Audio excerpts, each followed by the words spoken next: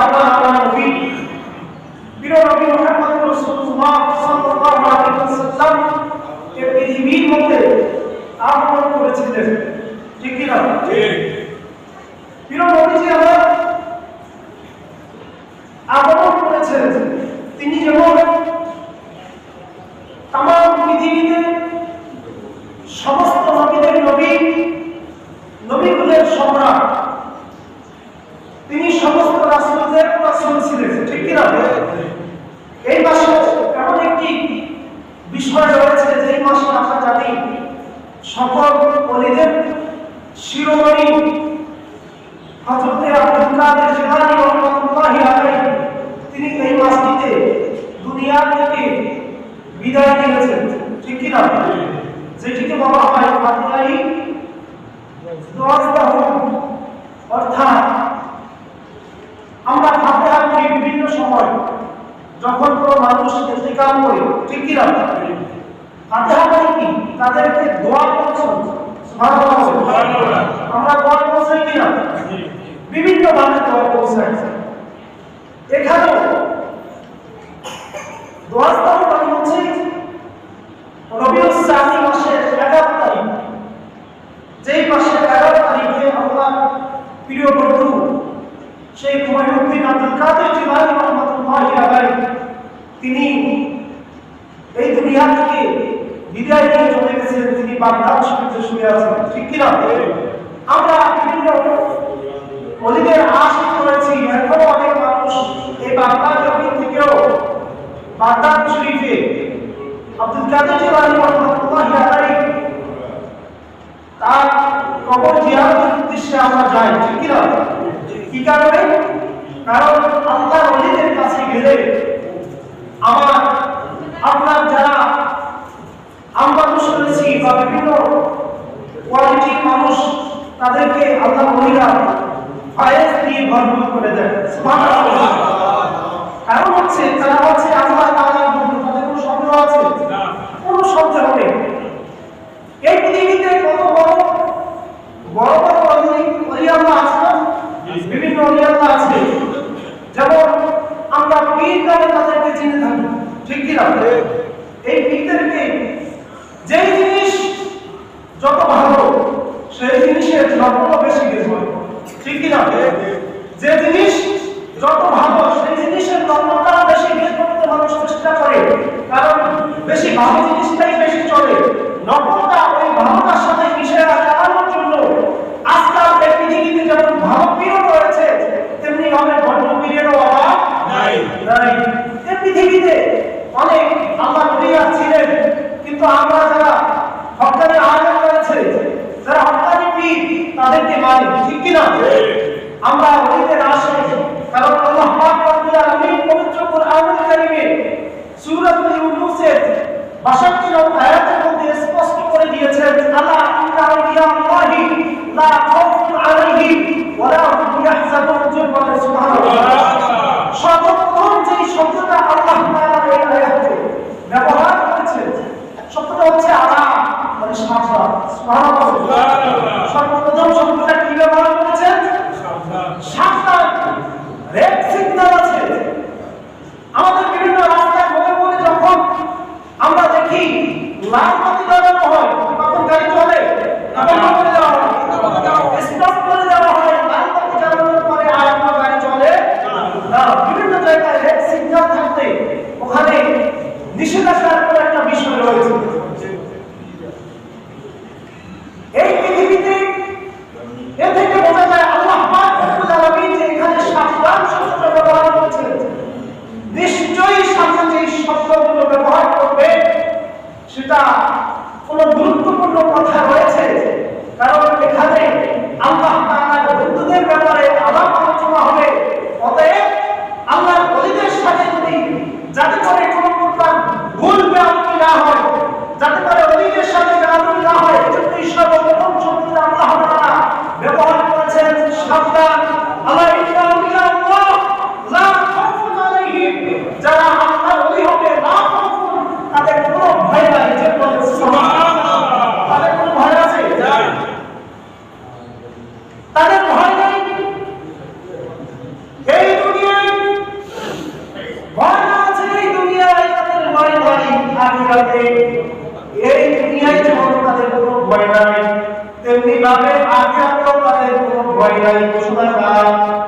আর যারা বলেন কার ঘোষণা?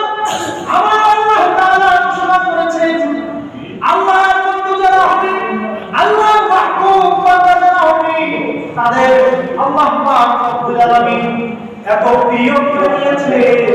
আল্লাহ আল্লাহর কাছে করার কারণে রব্বুল আলামিন তাদেরকে বন্ধুরূপে গ্রহণ করেছেন, যার কারণে তাদের আল্লাহ পাক রব্বুল আলামিন বলেন আমার বন্ধু যারা হবে তাদের দুনিয়াতেও কোনো ভয় নাই, আখিরাতেও কোনো ভয় নাই। সুবহানাল্লাহ। এই পৃথিবীতে আল্লাহ বলি আমরা বিভিন্ন মানুষ, এই আব্দুল কাদের জিলানী রাহমাতুল্লাহি আলাইহি অনেক আশিক রয়েছেন, অনেক পাগল রয়েছেন যারা বাংলাদেশে সীমাবদ্ধ থাকে না, বাগদাদ শরীফ পর্যন্ত গিয়ে তার খবর জিয়ারত করে চলে আসেন। কিন্তু এটা অনেক ভালো কাজ। অনেক মানুষ এই পৃথিবীতে তাদের যেমন আল্লাহর ওলিদের মহব্বত করে ভালোবাসে, তেমনি ভাবে আল্লাহকেও ভালোবাসার দরকার আছে না? আছে। আর যেমন আছে না? আছে। নাকি শুধু পীরের দরবারে দৌড়াবেন আর নামাজের খবর নাই? এটা কিন্তু ইসলাম নয়। ইসলাম হচ্ছে ওলিদেরকে যেমনি ভাবে ভালোবাসতে হবে, ওলিদের মহব্বত করবেন, তাদের কাছে যাবেন, তাদের কথাও মানতে হবে, ঠিক কি না? তারা কি নামাজ পড়তে নিষেধ করেন? নামাজ পড়ার জন্য আরো আদেশ করেন যে তোমরা বেশি বেশি করে নামাজ আদায় করো, আল্লাহ বলা হও, আল্লাহর পবিত্র অর্জন করো, ঠিক বন্ধুরা আমার এমন আশিক দেখা যায় এই মাস আসলে তারা এই রবিউল সানি মাসে বিভিন্ন রকমের তাসবিহ দান করে, কিন্তু নামাজের খবর নাই, পর্দার খবর নাই। এমন মানুষ আছে না? আছে। এমন মানুষের অভাব নাই। লাল শালটা নাই, ব্যাগের মধ্যে লাল কাপড়, মাথার লাল কাপড়, কোমরেও লাল কাপড় সমাজে আছে না? আছে। এমন মানুষ অনেক রয়েছে।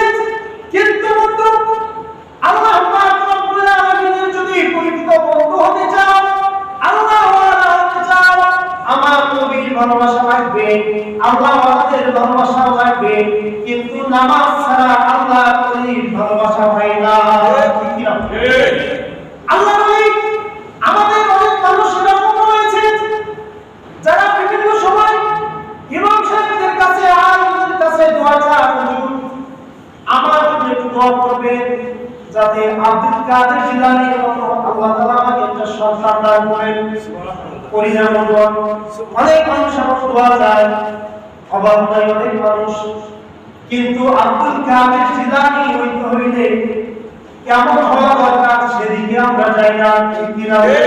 আব্দুল কাদের জিলানী রাহমাতুল্লাহি আলাইহি এমন মায়ের সন্তান ছিলেন, কেমন মায়ের সন্তান, কেমন বাবার সন্তান ছিলেন, সেই দিকে আমরা লক্ষ্য করি না, শুধু আব্দুল কাদের চাই।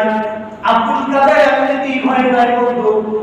আব্দুল কাদের জিলানী রাহমাতুল্লাহি আলাইহি তার বাবা ছিলেন আবু সালেহ জঙ্গি মুসা।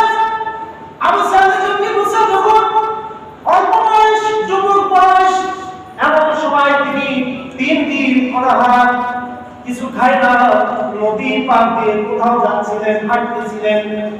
এমন সময় বড় পীরের বাবা আবু সালেহ জঙ্গি মুসা তিনি যখন হাঁটতেছিলেন, হঠাৎ করে পানি পিপাসায় ধরে গেছে, তিনি নদীর পাড়ে গেলেন। নদীর পাড়ে গিয়া পানি পান করবেন, এমন সময় দেখতে পেলেন একটা ফল বেশি আসতেছে। সুবহানাল্লাহ। কি আসতেছে? ফল। 3 দিন অনাহার, এই ব্যক্তির সাথে যদি ফল আসে আপনারা কি করবেন? খাইয়ে ফেলবেন, কোনো চিন্তাও থাকবে না। আমরা তো হিসাব করি না, মানুষের কাছে কি সুন্দর পাতা দেখা যায়, ঢিল মেরা নিয়ে আসি, খবর নাই কার গাছের ফল খাই, ঠিক কি না? খবর আছে? খবর নাই। আমার কোন সন্তান যদি বিভিন্ন রকমের ফল ফলাতে চুরি করে নিয়ে আসে, মা আদর করে বাবাকে ঘরের মধ্যে তাড়াতাড়ি নিয়ে যায়, আয় তাড়াতাড়ি আয় ঘরের ভিতরে, আবার দেখে দিন। ঠিক কি না? ঠিক। আমার বাবা মা যারা রয়েছেন, আপনার আমার সন্তানদেরকে আমরা কি শিক্ষা দেই? এই পৃথিবীতে কি শিক্ষা শিক্ষা দেওয়া দরকার। আর আমরা কি শিক্ষা দেই? সন্তান চুরি করে আনছে, সন্তানকে বাঁচানোর জন্য আরো শিক্ষা দেই, তুমি আরো বেশি বেশি চুরি করে নিয়ে বাড়ি হজম করবো আমরা, ঠিক না? কিন্তু আসলে উচিত কি ছিল? তুই কার কাছে ফল এনেছ? যদি আজকে ধমক দিতেন, আর কার কাছে ফল, যার পুকুরে মাছ এনেছে ওই বাড়িওয়ালার কাছে যদি যাইতে আর বলতেন, দেখেন আমার সন্তানটা বুঝে নাই, আপনার কাছে ফল নিয়ে এসেছে, আপনি আমার সন্তানকে মাফ করে দিয়েন, আপনার ফলটা আপনাকে ফিরিয়ে দিলাম। যদি মালিক ভালো হয় ওই ফল কি রাখবেন না দিবেন? ভালো হলে আরো দুইটা ঘুরে বানাই দিবেন, ঠিক কি না? কারণ সন্তান বুঝে নাই, সে বিভিন্ন, আমরা যারা ছোট সময় অনেক গাছের ফল খাইছি, ঠিক কি না? কারণ সন্তানরা ছোট অবস্থায় তারা তো বুঝে না, কিন্তু আমরা যারা বড় আছি তারা বুঝে কি বললাম। কারণ ফল খাইলেন, ক্ষুধা তার নয়, ফল খেয়ে ফেললেন, ফল খাওয়ার পরে তার মধ্যে ধারণা চিন্তা চলে আসলো, আরে কার গাছের ফল খাইলাম, হিসাব রাখলাম না আজকে কার গাছের ফল আমি খাইলাম, হয়তোবা এই গাছটা নদী পারি হবে, না হয় নদী থেকে আপনি ফলটা বেশি আসলো, ঠিক কি না? তিনি নদী পার দিয়ে হাঁটতেছিলেন, হাঁটতে হাঁটতে বাগানের কিনারে চলে গেলেন।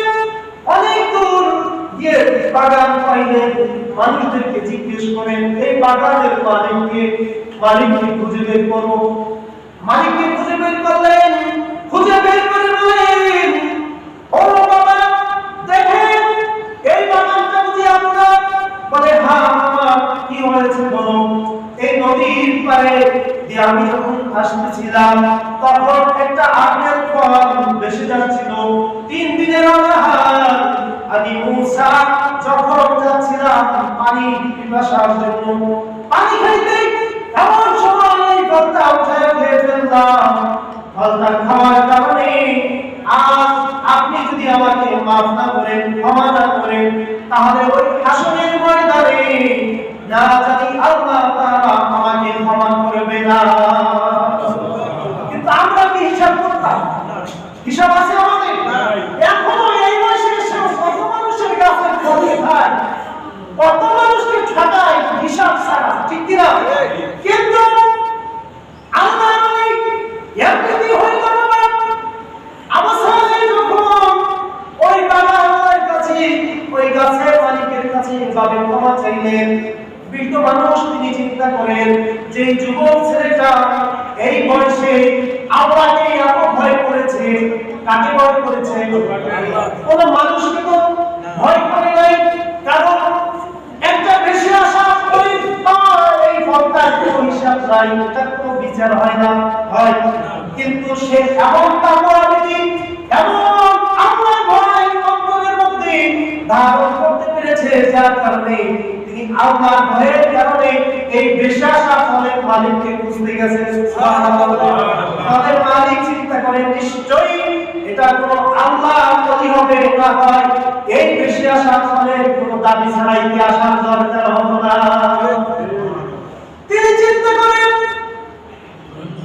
আল্লাহ তাকে বললেন এই বাগানটা তো আমার নয়, এই বাগানটা হচ্ছে আমার মেয়ে। আমার মেয়েকে বলে দেখি তিনি কি বলেন। মেয়ে তো মাত্র 4 বছর বয়স, কত? সে কি বলবে?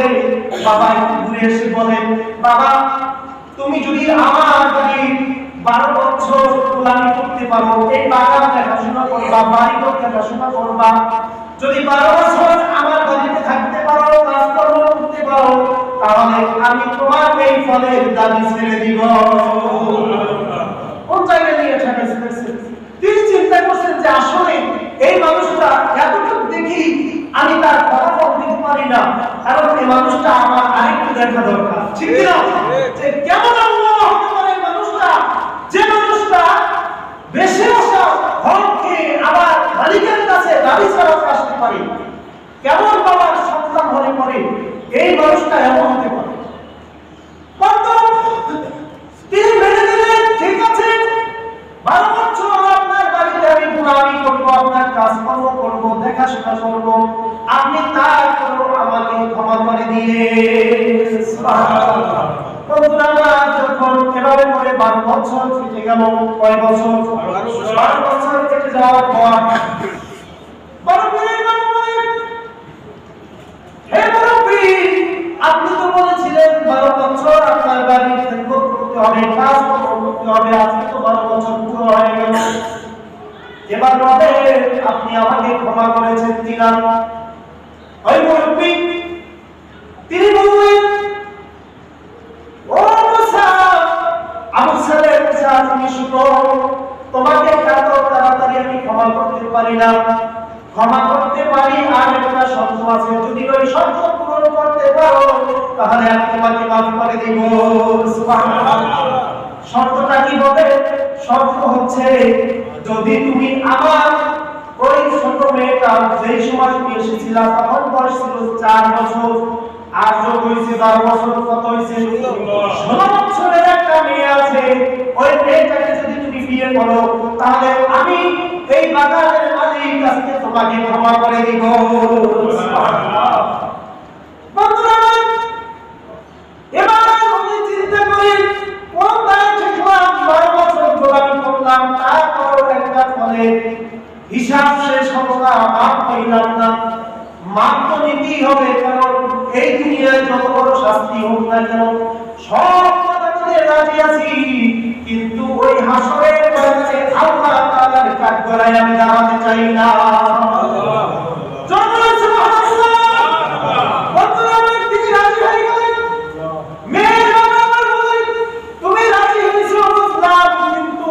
শুনে রাখো, মেয়েটার খবর জানোনি, তুমি তো কোনোদিন মেয়েটাকে দেখো নাই, 12 বছর যাবত আমার বাড়িতে রইলাম। ওই মেয়েটা কিন্তু অন্ধ, চোখে দেখে না। ওই মেয়েটা কিন্তু কালো, তার চেহারা সুন্দর না, তার চেহারা অনেক কালো, সে হাঁটতে পারে না, চোরা দেখ না।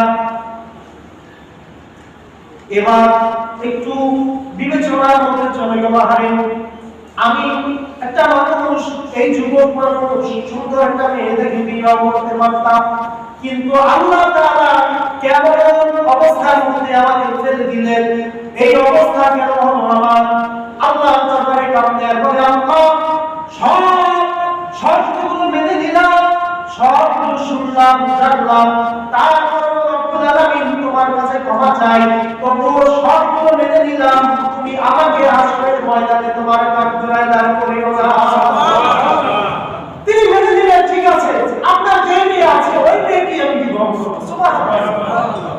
বন্ধুরা, যখন বাসর করে দিয়ে দিলেন, বড় পীরের বাবাকে বাসর করে দিলেন, তিনি যখন ঢুকলেন, ঢোকার সঙ্গে সঙ্গে ওই মেয়েটা আব্দুল কাদেরের মা, বড় পীরের মা, তার বাবাকে একটা সালাম দিয়ে দিলেন। সুবহানাল্লাহ।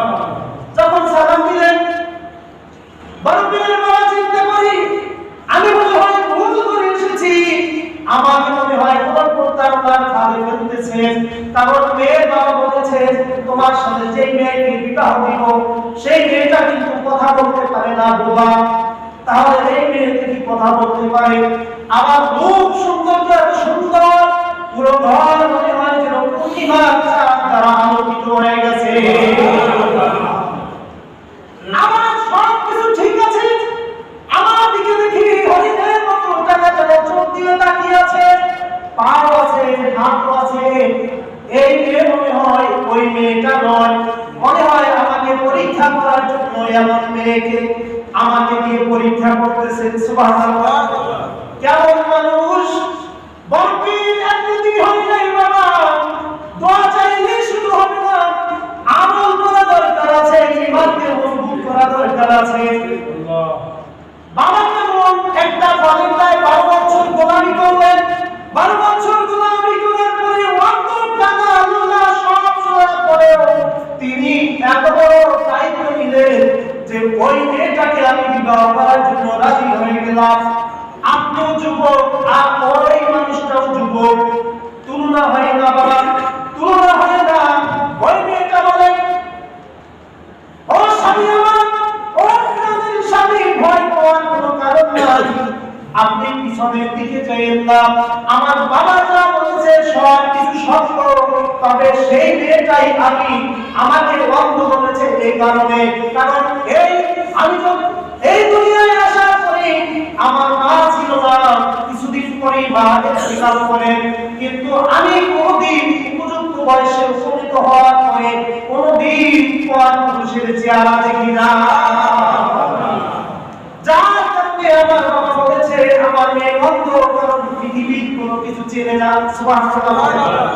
আমার বাবা এই কারণে বলেছে আমি আউটে বাইরে ঘোরাঘুরি করি নাই, এই পা দিয়ে মানুষের সামনে যাই নাই, যার কারণে আমার বাবা বলেছে আমার মেয়ে লুলা, আমার মেয়ে হাঁটতে পারে না লুলা, এই কারণে বলেছে, কারণ পুরুষের সামনে ঘুরে নাই, হাঁটে নাই। সুবহানাল্লাহ।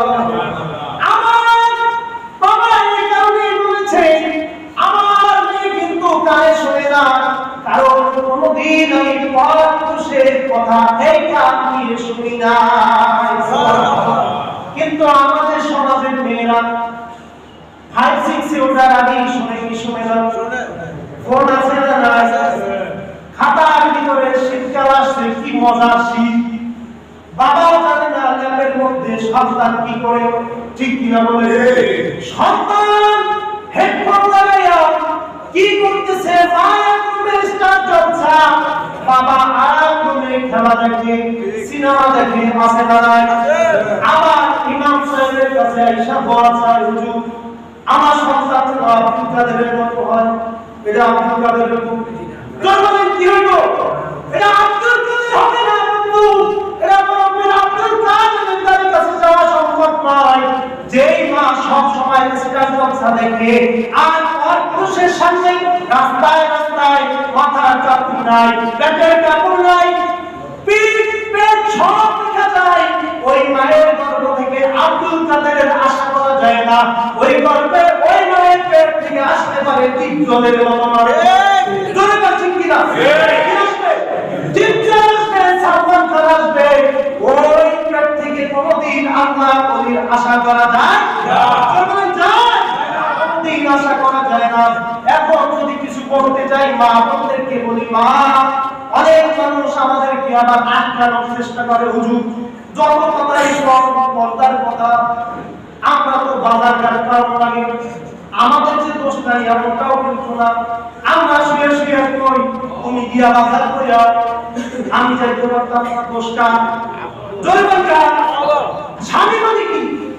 একজন অভিভাবক, আপনি কেমন স্বামী হলেন স্ত্রীকে চালাতে পারেন না, আপনি কেমন বাবা হলেন আপনার কন্যাকে সামলাতে পারেন না, আপনি কেমন বড় ভাই হলেন আপনার বোনকে সামলাতে পারেন না, এটা ভাইয়ের নামে কলঙ্ক, বাবার নামে কলঙ্ক, স্বামীর নামে আপনি স্বামীর কলঙ্ক, ঠিক কিনা বলেন?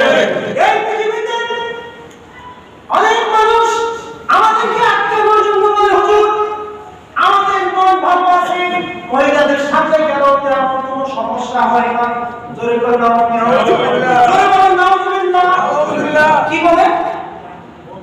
আপনাদের মন অন্যরকম হতে পারে, কারণ আপনারা বিভিন্ন যুবার সময় বিভিন্ন ওয়াজ মাহফিলে অনেক কথা বলেন, কিন্তু আমাদের মন অনেক শক্ত আছে, মজবুত আছে, মহিলাদের সামনে গেল আমাদের তেমন কোনো সমস্যা হয় না।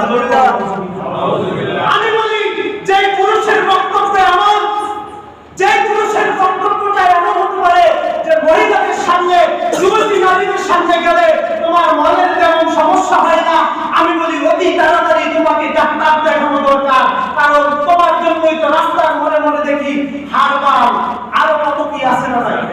আছে, কারণ আপনার যৌবন ঠিক নাই, ঠিক কিনা বলে? কারণ আপনি আল্লাহর চাইতে বেশি বুঝি, যৌবন বেশি বুঝি। আমরা আজকে যখনই আল্লাহর চাইতে বেশি বুঝতে চাই, কারণ আল্লাহ তাআলা সীমাবদ্ধ করেছে একজন নারী 14 জন পুরুষের সাথে দেখা করতে পারবে। কতজন? 14 জন। যারা বলেন কতজন? 14 জন। আপনি বলেন কয়জন? দৈনিক হাজার হাজার, অভাব নাই, কিন্তু আল্লাহ তাআলা বললেন 14 জন, কিন্তু আপনি কি বলেন যে হুজুর মহিলাদের সাথে গেল আমার তেমন সমস্যা হয় না, আমি বলি নিশ্চয়ই তোমার যৌন সমস্যা আছে, তোমাকে যৌন ডাক্তার দেখানো দরকার, ঠিক কিনা বলেন? আর বলেন ঠিক কিনা? তাহলে আপনার আমার মা বোনদেরকে আপনার আমার দায়িত্ব নিতে হবে, তাদেরকে ঘরে বন্দী করতে হবে, তার মানে এই নয় যে তারা কোনো কাজ করতে পারবে যাবে না, পর্দা সহকারে সবকিছু করতে পারবে। বন্ধুরা আমার, একটা হাদিস থেকে আমি আপনাদেরকে শোনাতে চাই যে সমস্যা আছে না নাই। তাফসীরে জালালাইন চিনেন, নাম শুনেন নাই? তাফসীরে জালালাইন, যেটা মৌলভী মাদ্রাসায় একটা ক্লাসই আছে, তাফসীরে জালালাইন শরীফে ৭৫ নম্বর পৃষ্ঠার মধ্যে ৩ নম্বর হাসিয়ায় এসেছে, আল্লাহ হাবিব মুহাম্মদ রাসূলুল্লাহ সাল্লাল্লাহু আলাইহি ওয়াসাল্লাম তিনি তো সর্বপ্রথম সৃষ্টি, ঠিক কি না? কিন্তু এই পৃথিবীতে আগমন করার দিক থেকে আদম আলাইহিস সালাতু ওয়াস সালাম, ঠিক কি না? আদম নবীকে যখন আল্লাহ রাব্বুল আলামিন সৃষ্টি করেছেন, এবারে হাসিয়াতে এসেছে যে ফালাম্মা ইস্তাইকাযা মিনান নাওম, আদম নবীকে সৃষ্টি করার পরে আল্লাহ রাব্বুল আলামিন আদম নবীকে ঘুম পাড়ায় রাখলেন। সুবহানাল্লাহ। কি পাড়ায় রাখলেন? ঘুম পাড়ায় রাখলেন। আদম নবী ফাওয়াজাদাহা, অতঃপর যখন তার হুঁশ ফিরল, ঘুম ভেঙে গেল, ঘুম থেকে উঠে তিনি দেখতে পাইলেন তার বাম পাজরের হাত দিয়া আল্লাহ পাক রব্বুল আলামিন তার একজন স্ত্রী মা হাওয়া আলাইহিস সালাতু ওয়াস সালামকে বানাইলেন। সুবহানাল্লাহ। তাকে বানাইলেন, হাওয়াকে সৃষ্টি করে আদম নবীর পাশে বসায় রাখলেন। আদম নবী ঘুম থেকে যখন উঠলেন, ফাওয়াজাদাহা ফামালা ইলাইহা, অতঃপর তিনি মায়ের হয়ে গেলেন, তার প্রতি আকৃষ্ট হয়ে গেলেন। জোরে বলেন সুবহানাল্লাহ। এত সৌন্দর্য ছিল হাওয়ার দিকে আদম নবী হাত বাড়ায় দিলেন। সুবহানাল্লাহ। জিবরাইল আমিন তৎক্ষণাৎ ধমক দিলেন যে ইয়া আদম, হে আদম, মনে রেখো এই যে সুন্দরী রমণী তুমি দেখতে পাচ্ছ, এই রমণীকে এখনো পর্যন্ত তোমরা ধরতে পারবা না, ধরার হুকুম আল্লাহ তাআলার এখনো হয় না।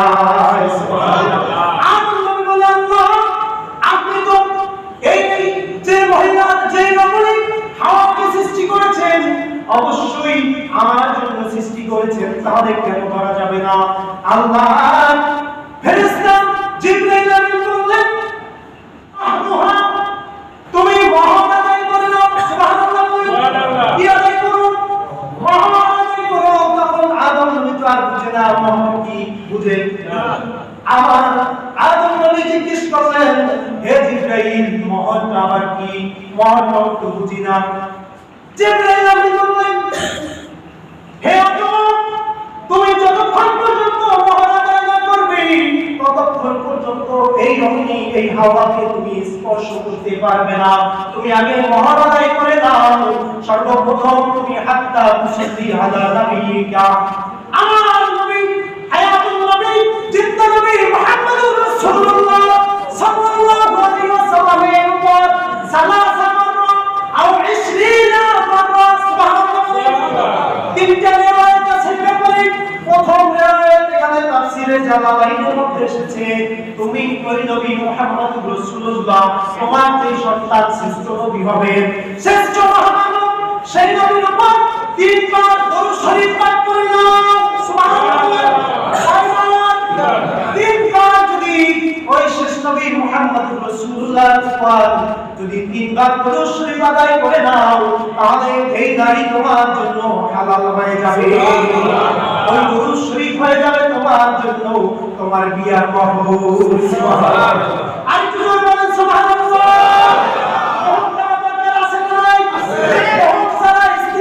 স্পর্শ করা যায়? যখন যায়, এখন তো পুরুষের টাকা না দিলে, উল্টা যৌতুক না দিলে এই বিয়াই হয় না। বর্তমান সমাজে ঘরে ঘরে আমরা বলি কিন্তু আল্লাহ বলি যখনই আশা করা যায়। এখানে চিন্তা করেন, আমি যে জিনিসটা বোঝাতে চাইছিলাম, অনেক কথা এখানে বলে গেল, সবাই এই যার কারণে শেষ কথাটা আমি বলে দেই বন্ধু, যেই জায়গার মধ্যে আল্লাহ পাক রব্বুল আলামিন হাওয়াকে বানায় রাখলেন আদম নবীর পাশে, আদম নবী নিজেও ঠিক থাকতে পারে নাই, সুন্দরী রমণী দেখার পরে হাত বাড়ায় দিয়েছে। সুবহানাল্লাহ।